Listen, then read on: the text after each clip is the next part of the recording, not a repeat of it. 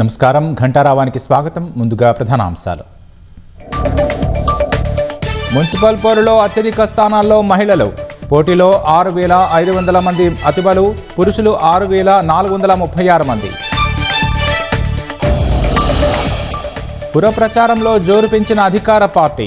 నేడు కరీంనగర్ జిల్లాలో పర్యటించనున్న సీఎం రేవంత్.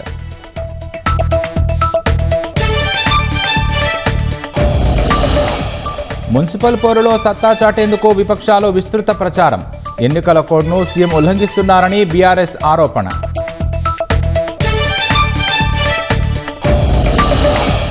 జీహెచ్ఎంసీని 3గా విభజించేందుకు పూర్తయిన కసరత్తు.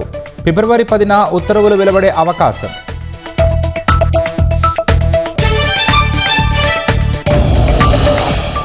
ఏ దేశం నుంచైనా చమురు కొనుగోలు చేసే హక్కు భారత్కు ఉందన్న రష్యా. విభిన్న సరఫరాదారులను ఎంచుకోవడం కొత్తేమీ కాదని వెల్లడి.